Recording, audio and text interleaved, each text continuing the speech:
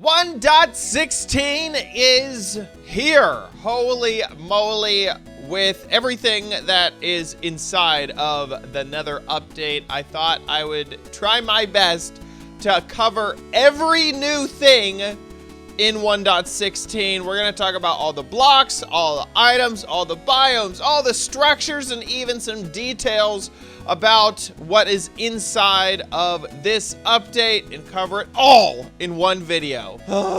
Also, huge shout out to you guys who are YouTube members. Thank you so much for your direct support. You guys are awesome. I love you. Here we are inside of Minecraft 1.16. Oh man, there is so much to cover. As you can see, I have all of these crazy blocks lined up. I even have some items. So we're gonna cover it all. So let's get started. First, we're gonna be talking about some of the new blocks in Minecraft. And these are sort of in alphabetical order, kind of not. It's a little confusing, but we'll jump into it. So first off is the block of ancient debris. This is one of the most important blocks in this update because this is how you start to create netherite armor. We're gonna talk about how to get all to netherite armor and whatnot later, but you'd smelt that up, combine it with some gold to get netherite ingot, and combine that with armor to get netherite armor, which we're gonna talk about near the end of this video. So next is basalt and basalt pillars. So, or I guess it's polished basalt. Basalt and basalt pillars, I guess it's polished basalt because I keep thinking of the pillars, which is a structure that'll happen later. So these are generated in the world in the soul sand valleys, just the basalt, not the pillars. So you have to craft those yourself.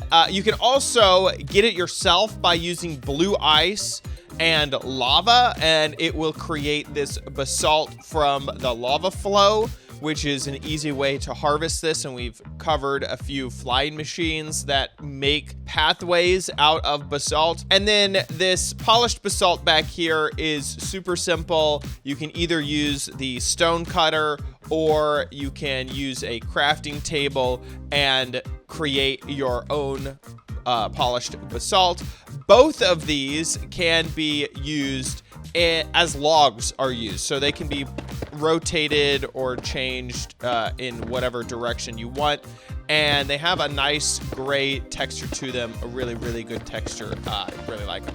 Next is blackstone. Blackstone is found in the Basalt Deltas. I guess basalt is found in the Basalt Deltas too, but blackstone is super duper important, and I just destroyed my piece of blackstone. It's like, be careful when you're in creative mode, kids. So blackstone has a ton of different variants. So it has polished versions of blackstone. You can see those right here.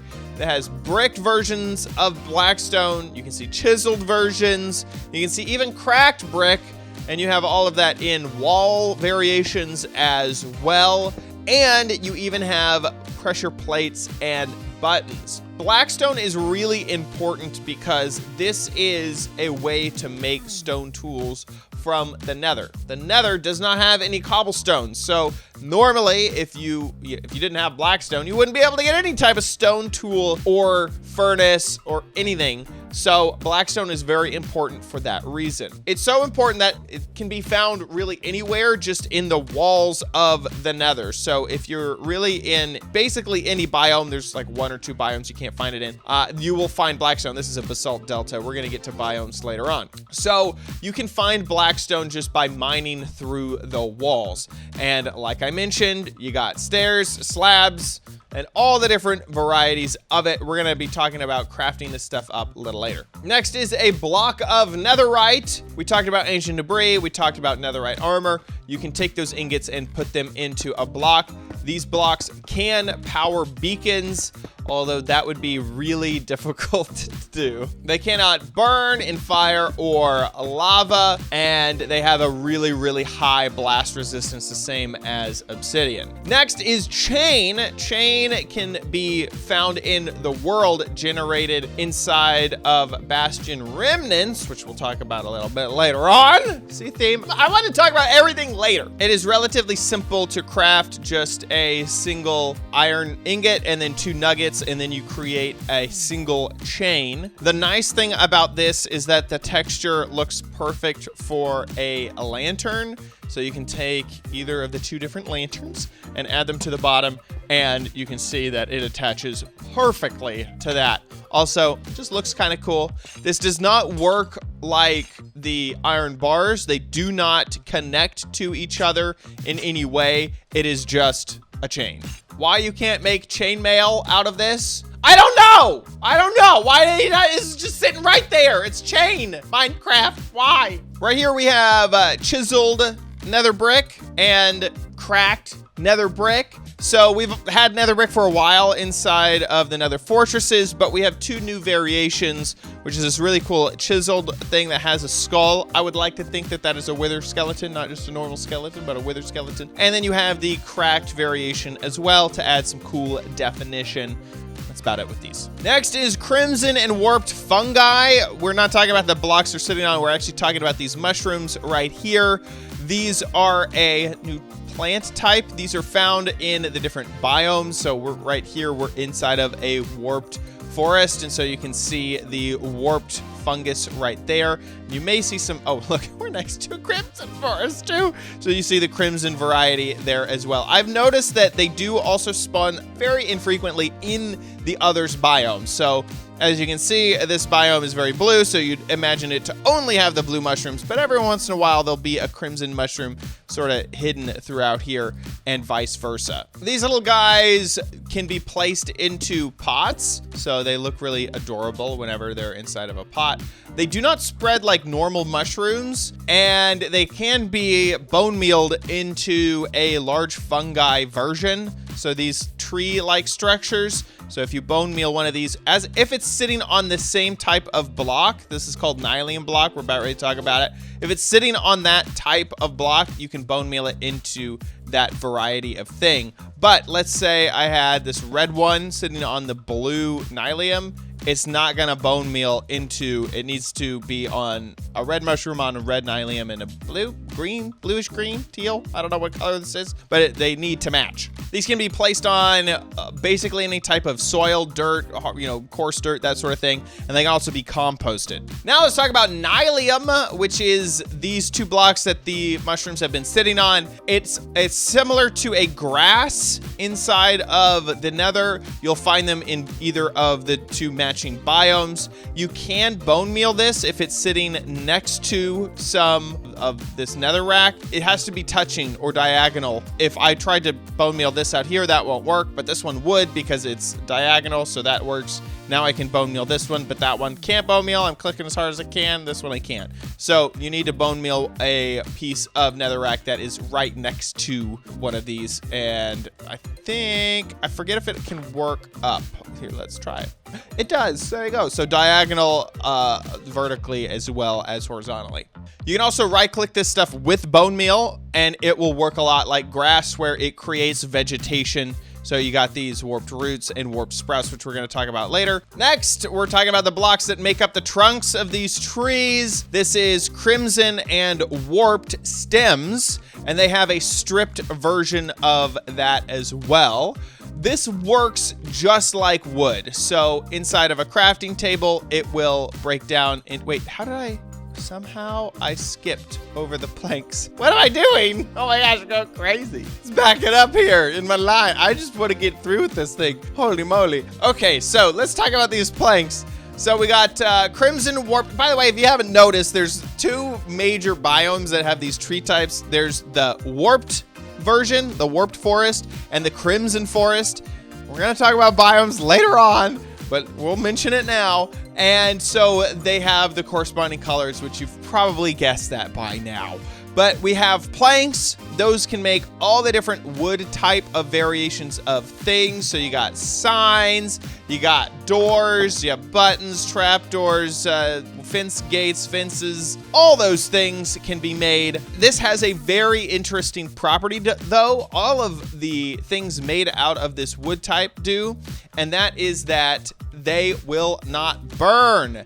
So if you take flint and steel, which takes me forever to search for some strange reason, this stuff is not flammable. Fire will eventually go out and the block will be completely fine. So this is easy and great to build with in the Nether because any hidden source of lava will not burn down your build with this wood type. Wood type, it's technically a fungus type. Next, you have these guys. These are roots. So you got crimson roots and warped roots, and really this is all that they do. There's not much. So they look cool, they add variation. It's very similar to grass, but other than that, they don't really do anything. They can be put into pots and they can be composted.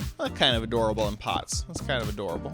And now let's talk about the stems. Obviously, like I said, they're the tree thingies and they will make planks out of them, and they have a stripped variety, and they are basically logs, even though they are named stems. So as you can see, crimson stem is the name, and they can be placed on their side or whatever. They have a really cool sound as well. They do have a texture that animates. So both of these, very similar to how Prismarine animates, this animates as well, very subtly. Next is Crying Obsidian.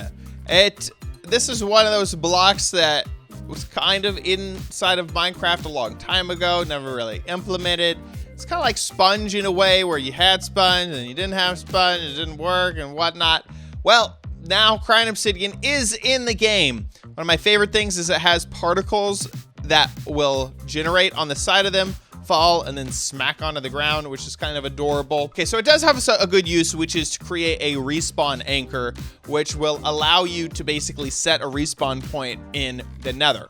That we'll be getting to later on. But you can find this inside of ruined portals, which is a new structure, and you can also barter with piglins for this block. This is not useful in making another portal, so this will not be used to make a portal itself, but it has a really cool texture that looks an awful lot like obsidian because it's crying obsidian.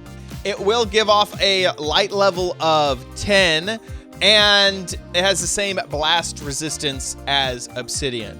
If you want to see the old texture that it used to be, you can go into your resource packs, add programmer art.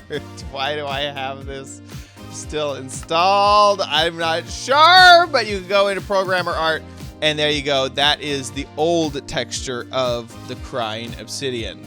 By the way, sweet new logo, Mojang. Pretty awesome stuff, love it. Next is Gilded Blackstone. I accidentally put this in with the Blackstone line. I just kind of skipped over it and didn't talk about it. But Gilded Blackstone is Blackstone, but it also has some gold ore inside of it. Whenever you break this stuff, it does drop itself, but that is kind of a fallacy because every time you break it, you have a chance of it breaking into gold ore, into something you can actually use. It's a little bit like gravel in that way, and if you use Silk Touch, so there you go, we finally got it. If you use Silk Touch, you will always get the golden nuggets out of it, and if you just use a normal pick, then you get a % chance of it dropping. Fortune will increase the chance of it. Why is he mad? Okay, I'm switching out of this into creative mode here. Fortune 1 will give you basically a 15% chance. It's a 14.29% chance. Fortune 2 will give you 25% chance, and Fortune 3 will give you a 100% chance for it to drop. Like I said, Silk Touch will always drop the ore, which is weird to me. It seems like it should always drop the block without an ever chance of it dropping the ore, but that's what it is. Next, one of the weirdest blocks in the game. This is Hyphae. Hyphae. So I looked it up when this stuff came out. Basically, it's like this weird little stem thing of fungus. The whole idea is that these are giant fungus, not trees. I keep calling them trees because they're basically trees. But anyway, so this is the log variation of the wood. So or the bark variation of wood. So you have these, which are oak logs, but you also have oak wood. I guess so. It's the wood variation of oak logs. And the oak wood is the same texture on every side, And this the same thing with hyphae, is that this is just the bark texture on every side. You can also strip that and get a stripped version of hyphae. Fancy word, but all it is full texture of that, and you can make that in the crafting table. Next is a lodestone, and this has a very interesting behavior.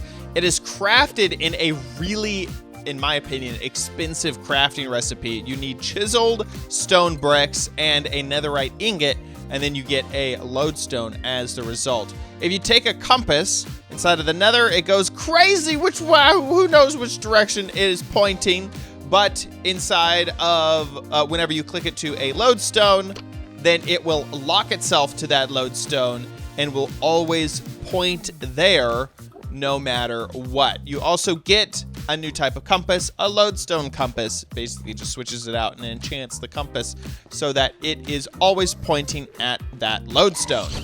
Oh my gosh, where? Okay, stop attacking me, meanie. No, don't hit my blocks. Okay, thank you. By the way, this functionality works in all dimensions. So if I go to the overworld, this will still lock to this lodestone position. Next is nether gold ore. This is gold ore, but in the nether. It will spawn just around inside of the walls. You can see some right up there. Very similar to the quartz. And it drops golden nuggets, just like the gilded blackstone that we talked about earlier. But the behavior is how you would basically expect it. So every time you break this open, it'll drop a few nuggets for us to consume. And then if you have fortune, so I can enchant fortune 3, it'll drop a lot more. So I only have 17 nuggets. I broke 2 of them and now I have 19. Holy moly, so many nuggets. Oh my gosh. And then of course, if you didn't know, nuggets can be combined to make ingots. But who didn't know that? Everybody knew that. It also drops experience as you break that open, similar to redstone or lapis, because you are getting the thing out without needing to smelt it up. Next is Nether Sprouts, and they're just so adorable. These are basically really short versions of the roots. They can be placed onto the green nylium. That's really it. That's all they are. They're too small to go into a pot. That can't work. They can go into composters, but that's it. If you want to pick it up yourself, just use shears on it. Next is this fantastic block. I love it. I am so excited about it. This is Quartz Brick, and all it does is take the quartz texture and then add a brick variation to it, which I just think it looks really clean and really nice, and I'm really glad that we have it, but that's really it. That's all it is. Next is the respawn anchor, and I mentioned this before, but you use the crying obsidian to craft the respawn anchor. So you need 6 crying obsidian in this pattern, and then 3 glowstone, and there you go. You can place this down and then you charge it up with more glowstone. So you have to feed it glowstone. And as you can see, it has an indicator on the front that will fill up 4 times, and then that is the maximum amount of times that it'll be filled up. You can't fill anymore. And then you have to right click it to set your spawn point, which I did with the glowstone. So it kind of looked like I was putting another piece in, but I have another one over here. So I can right click that, Ooh, where am I gonna respawn? Nobody knows. When will it end? Oh my gosh. And of course it has a fantastic sound to it whenever you do that. Ooh, it's crunchy. Anyway, it also gives off light and has this really cool portal looking thing, although you can't go through it. It doesn't actually do anything there. Next is the Shroom Light. This is a new light given off device that is found inside of the giant fungi. That is how they spawn, and that is how you would get more of them, is by, so like this one that I created here by bone mealing, it has some shroom lights inside of it. It looks very similar to glowstone, but it is not glowstone. It has really cool sounds. It's like very weighty whenever you put one down or break it, which is really, really cool. This gives off the same amount of light as glowstone does, and interestingly, the hoe is the tool that will mine it the fastest. The hoe has been updated quite a lot to be able to mine various plant-based things faster. So including hay blocks, basically, leaves, that sort of stuff. The hoe is now the most efficient tool to mine those plant-based blocks up. Next, Minecraft now has some soul. And by that, I mean soul fire. This crazy blue fire is all soul fire variations. So that's really all it is blue fire. The way that this is created is with this new thing called soul soil, which is a block that we're gonna talk about right there. But whenever you light soul soil on fire, similar to how netherrack stays lit and constantly outputs a flame, just that this flame is a blue flame instead of a red flame. Basically, whenever you want a soul fire something, you use the same mechanic, the same recipe as the previous one, but you substitute soul soil for one thing. So right here with this normal campfire, we remove the coal and we put the soul soil in there instead, and then you get a fire. For torches, slightly similar, which is you just take the soul soil and you put it in between. What the heck? Why is this not? Okay, I knew it. I was so close. You put it underneath. I thought it would go in on top of, but no. Okay, you put it underneath the normal torch recipe, and then you get a soul fire torch. Then if you want to make that into a lantern, you just use a soul fire torch instead of a normal torch to get a soul lantern. All of that is because of the next block, soul soil, which is very similar to soul sand. It's inside of the soul sand valleys, and it's just a variation, except that you don't move any slower on soul soil. It just kind of sort of looks like an intermediate step between, say, dirt and soul sand. And of course, if you light it on fire, it turns blue, like we just talked about. Interesting thing, though, is that you can use this to summon the Wither, which I will not do right now, but you could if you wanted to. We're coming down to the end of our blocks here, and the target block is a new redstone block that gives off a different redstone signal depending on how close you get a projectile to the bullseye of this block. It creates some really cool redstone stuff, and we've already made some really cool creations with the target block on this channel. You create this using hay and 4 redstone dust, and this configuration where you have the dust around the hay bale, and you can kind of still see the hay bale texture through the target block. So if I actually take some hay here, put it down, no,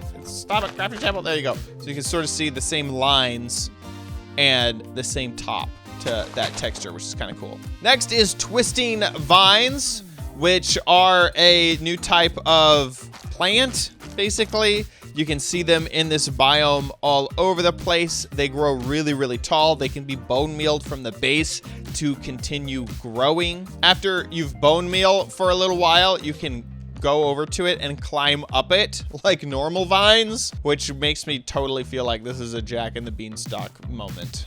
These do work inside of composters. Next is the warped wart block. Now, that is the leaf variation on these crazy fungus things. And you may be saying, well, what about this one? Why don't I see a crimson wart block? Well, that's because that's just the straight up nether wart block, which we had added in a previous addition to the game. The nether wart block was already here, and it was just reused as the leaf variation for that type of tree. And so the wart block is the variation for this type of tree. It really can't be used that much. It can be used in composters and for looks. Next, just like how the warped or the twisting vines exist inside of the warped forest, in the crimson forest, you have these, which are weeping vines. Instead of twisting vines, they're weeping vines. They grow downwards, but they have the same behavior that they can be bone mealed. So we can add this right here, take some bone meal, add them.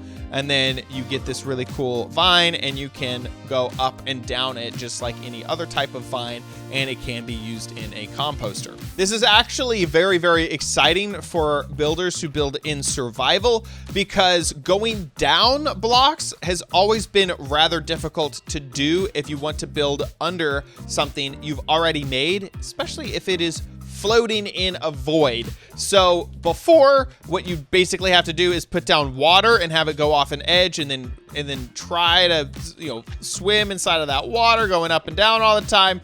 And it was really nerve-wracking. Now we can put down some weeping vines, bone meal it till it gets to the height that we want, and then take the vines down, and you can hold down shift and hang out in the vines at a correct height without needing to worry about accidentally falling. We kind of got some of this behavior with the scaffolding, but because scaffolding has the added benefit that it is affected by gravity, so you could throw some scaffolding off of something, but once again, if it was something like void that you were under, you couldn't use that technique. You had to use the water technique. So this is actually a really great addition to Minecraft. That's it for new blocks to the game. Now let's talk about items, and there's a lot less of these. First is the Lodestone Compass. This is what we created earlier when we clicked a compass to the lodestone. It is technically its own type of block. Not much else to say. Next is a new music disc. This is not a numbered music disc. It's just music disc. This is the Pig Step music disc from Lena Rain, and it can only be found inside of the Bastion Remnants, which we'll talk about a little bit later, and has a really, really cool sound. I love this is probably one of my favorite of the music discs ever. Like, totally different sound, really cool, really, really cool. We'll just let that play while we talk about netherite. Netherite armor is better than diamond armor. It is crafted by taking diamond armor and then adding netherite to it. Okay, it's great and all, but it's a little loud. I'm gonna actually skip this for a moment just so we can talk quickly about netherite and ancient debris. So, like I mentioned way back at the beginning of this video, there is a new block that generates in the nether called ancient debris. Whenever you mine that up, it will drop itself as just ancient debris. Then you take that and put it into a furnace and smelt that up, and this will work inside of a blast furnace or just a normal furnace as well. So we're gonna split this here and then show you that. And as a result of smelting it, it will drop netherite scrap. You need at least 4 of this netherite scrap, and the blast furnace, all it does is, remember, just make the smelting process faster. By the time that did like 1, it did 4 over there.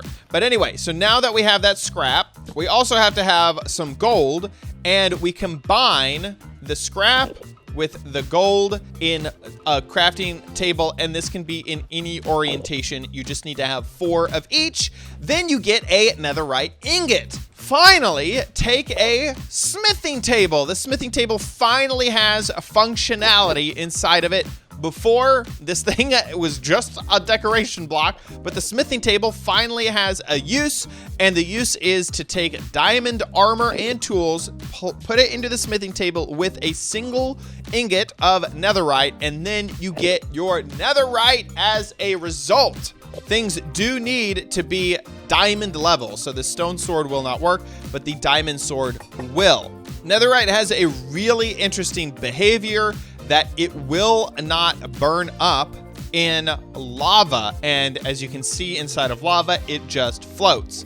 Now, this does not mean that if you're wearing netherite gear and armor that you will not burn up in lava. You, as a player, will still take fire damage from lava. Just the items themselves, if you were to die in lava, are not destroyed.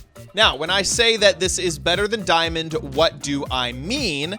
Well, not only is the armor toughness better, but this has a knockback resistance for all the armor, and it has a higher durability, and it is enchantable better. So whenever you take this and put it into an enchanting table, you're going to get better enchants on it as well. So that is very exciting that we have netherite now in the game, and it is a sort of end game thing that you would be getting and aiming towards, to have a full set of netherite stuff, and then maybe a netherite beacon with all netherite blocks, which would be crazy. Another addition that is brand new are all of the spawn eggs for the various different mobs we're about ready to talk about. It makes sense that that would exist. I don't know why I don't have a thing for it. I'm confused, but anyway, we're gonna add this right now. There is a new banner pattern for banners, and that is called the Snout. Use it inside of a loom, and this is the pattern that it gives you. All it is just that sort of like square rectangle thing. It's supposed to look like a Piglin's snout, which we haven't showed you Piglins yet. We're getting to that. There's so much to talk about! And finally, a warped fungus on a stick. So that weird warped fungus thing that we covered way back here, you can put that with a recipe to make warped fungus on a stick, which is used for another mob that we haven't talked about yet. With all this mob talk, let's go talk about mobs. And starting off with the Piglin. There are two variations of the Piglin, the adult and the baby Piglin.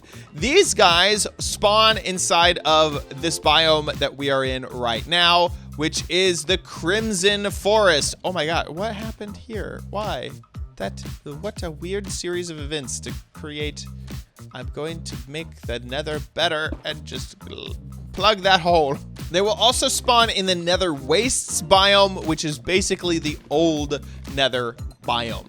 They have 8 hearts of health, so if you double that up, that's 16 points of health. And they will spawn with swords and armor as well whenever they spawn in here.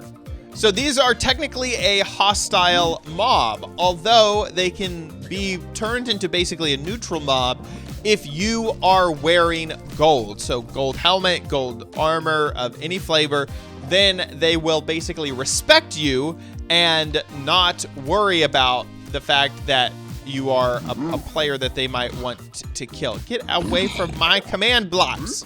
So the adults will attack you if you're not wearing gold armor. The babies will not. They're just a passive mob.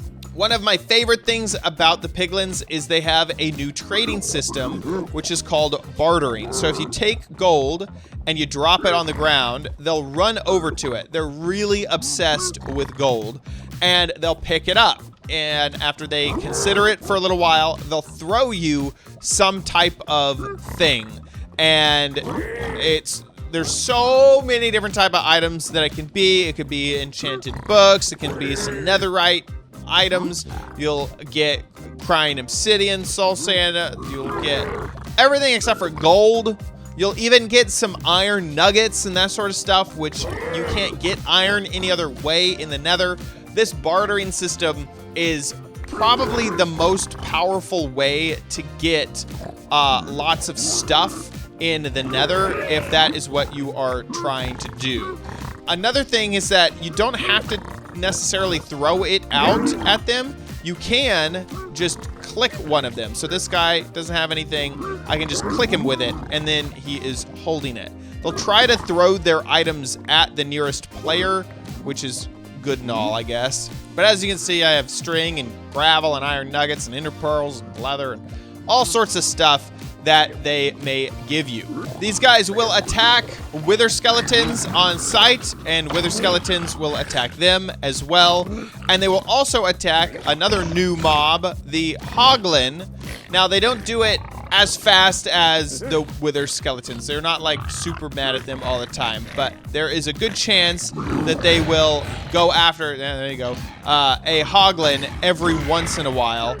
And there's a tiny chance, an itty bitty chance, like 10% chance, that after they kill a Hoglin, they'll do this adorable dance like they just did the thing. Like, we just did it, hooray! And it's really cool.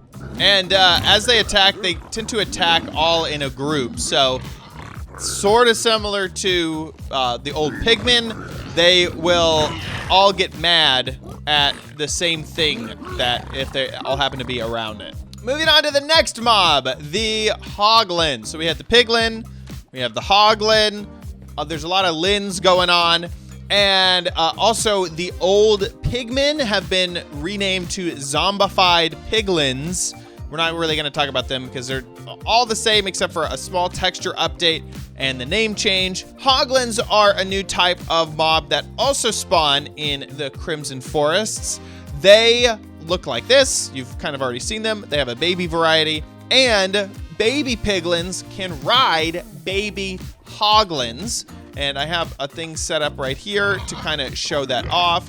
They can ride not just one at a time, which is really, like, that's what you'd expect, like what's going on right here.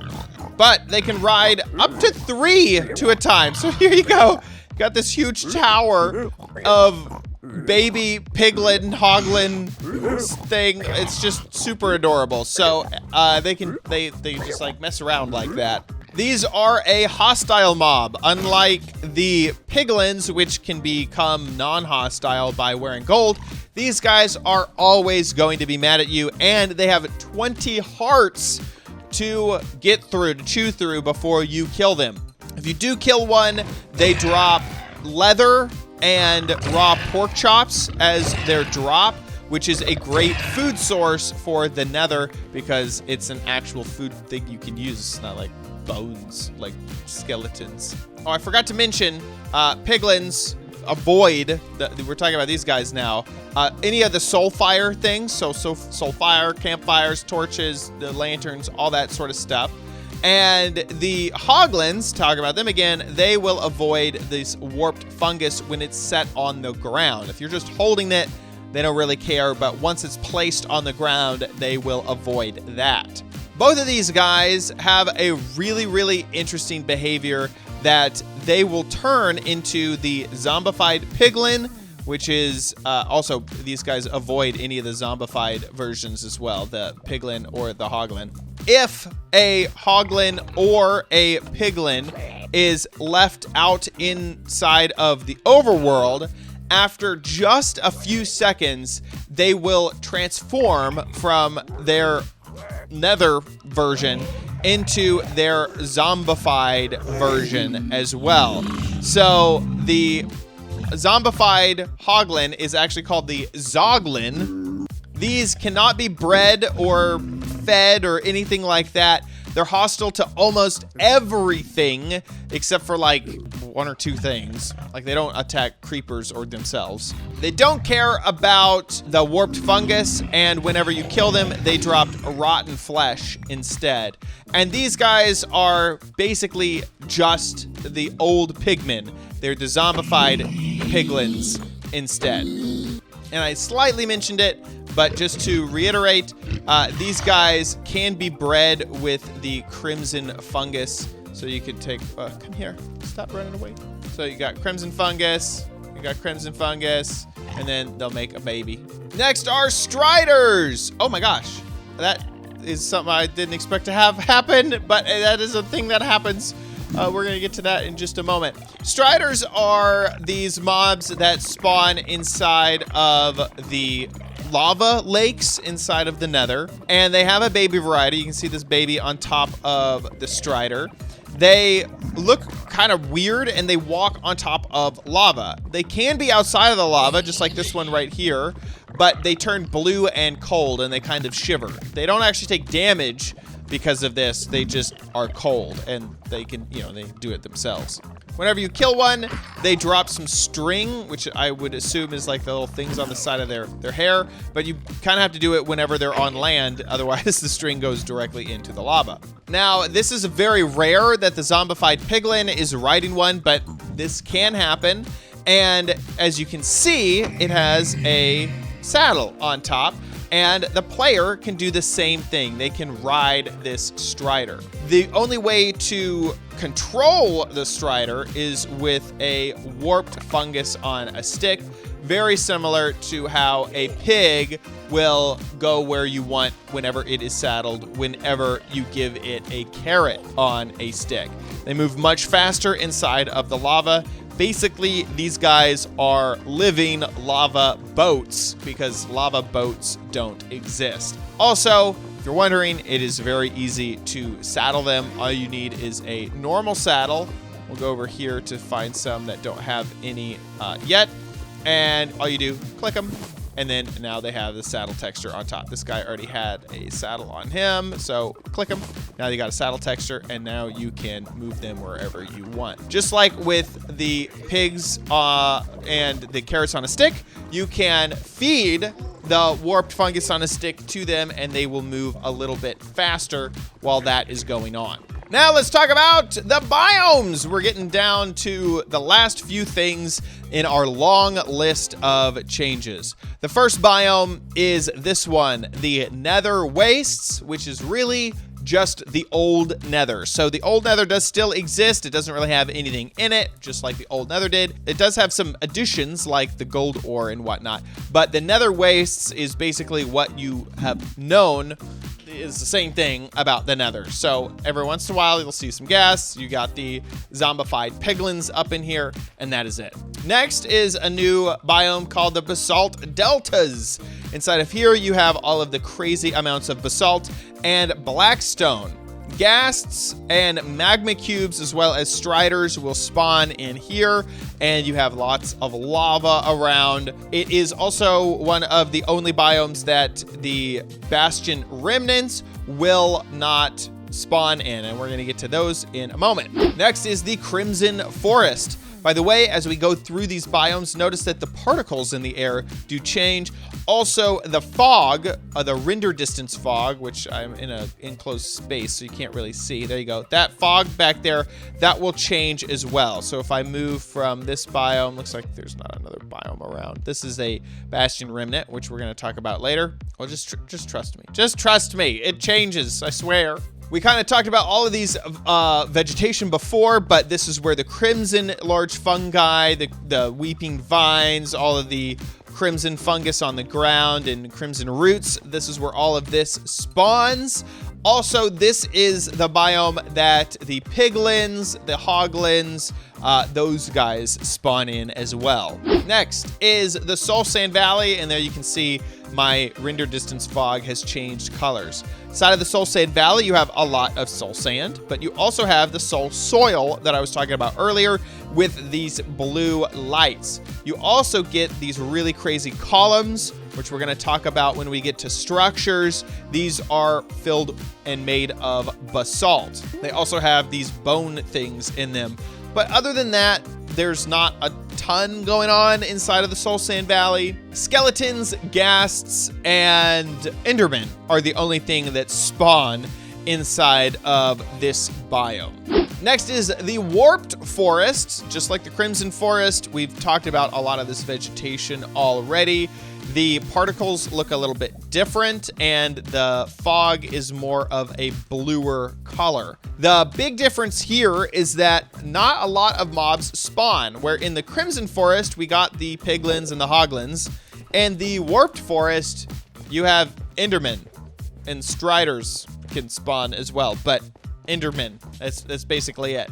So this is actually a safer spot in the Nether because you don't have the hostile Hoglins or Piglins roaming around, and you still can make up, a wood variation to create a base. That's all the biomes. That's all the biomes. So now let's talk about structures. Talking about the Bastion Remnant.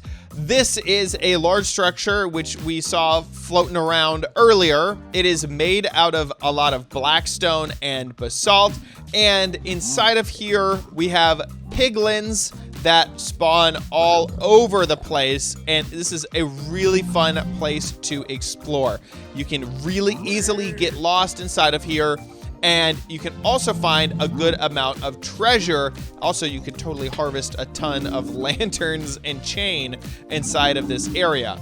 Like I mentioned with a few of the items earlier, there's a few items that can only be found inside of these remnants. including the pig step disc and the snout banner pattern. Whenever you open up a chest or mine a piece of gold near a piglin, they get mad and they can hear you open the chest. They do not have to be within line of sight. So they will be upset with you every time you open a chest. So you got to keep that in mind to be very sneaky and on guard whenever you are inside of one of the remnants. Here is a different remnant that I found earlier. So there's 4 different types of room. There is a bridge, a Hoglin stable, housing units, and treasure rooms. That's a little misleading because there is so much variation inside of that. But one of my favorite areas is this area, which is considered the treasure room. Inside of here, there will always be a treasure down here with a whole bunch of gold. You also have a chest here, and you also have a magma cube spawner inside of this area. So exploring is really, really cool when it comes to the Bastion Remnants. The next structure to talk about is these Basalt Pillars, which I talked about being in the Soul Sand Valleys. They just happen to be a structure all their own, and all they are these pillars made out of basalt. Nothing really else to say other than they spawn only in the Soul Sand Valleys. Next is these guys, which are fossils, and they are also in the Soul Sand Valley. In fact, we were just right over here. I used this teleport block to teleport from here to here, which you can see the area that we were just in. This is made out of bone and is very similar to the fossils, which we've already had inside of Minecraft. It's a great place to get a ton of bone meal if you don't mind destroying the actual fossil. Next is one of my favorites is the ruined portals. So this is a ruined portal right here. What's actually kind of funny is that over in the over at this other fossil area, there's actually a ruined portal right here, but it is like so covered inside of this gravel that no one would like ever know that it is a ruined portal, but it is technically a ruined portal. And you even have this cool chest right here with some loot inside of it. Fire charge, we can get back. Ruined portals will have some obsidian and some crying obsidian around them. Although remember, the crying obsidian cannot replace obsidian for a portal design. So you need to remove the crying obsidian and then create a normal portal if you want to actually use this as a real portal. There are chests here with some pretty cool loot inside of it. And a lot of this loot is portal specific, so it'll have some flint and steel, and this one has some flint, and it also has some iron nuggets. So if you get stuck in the nether, finding a ruined portal is now one of the easiest ways to get flint and steel to get out. Also, you may notice the gold, which might be important to you as well. Finally, just a few extra little details, because we've covered all the blocks, all the mobs, all the biomes, and all of the structures. So let's talk a little bit about Blackstone. Blackstone, like I mentioned before, is going to be very important because you can make stone things out of it. So there's this kind of this fad of creating a world and then only starting out in the nether, and Blackstone is really the key to doing that, because let's say that you get some stem from a crimson or warped forest. You can turn that into sticks, but you really need Blackstone in order to make your first stone pick, or you need Blackstone to create a furnace so that whenever you kill a Hoglin, you can take that pork chop and turn it into something that is edible, or you need Blackstone to make the furnace so that you could take a crimson stem. Well, actually you can't do this because I was going to say you could make some charcoal, but because of the crimson stem is unburnable, you actually can't make charcoal out of the crimson stem. So the best fuel source is going to be sticks, just normal old sticks, because these aren't crimson sticks. They just happen to be sticks. Some other things to talk about is that world generation has changed a bit. So as you go in here to create a new world, you have a whole bunch more options. You can add data packs from the very beginning of a world. You can also change how, like you can import settings with JSON files. And you also have the option to have different dimensions. And so you have the nether dimension, the overworld, the end, but now you can have any type of dimension you want. So that adds a ton of functionality to creating some type of custom world or map. And holy moly, I'm not sure how long this video took to make. I don't know how long it ended up being, but this was a long one. Everything in 1.16. There are, of course, a ton of bug fixes. So many different bug fixes that we do not have time to cover all of the different bug fixes, but there are a lot of them. Thanks so much for watching this episode of OMG Craft. I hope that you enjoyed this extensive deep dive into the newest update, the Nether update. It has so much packed in here.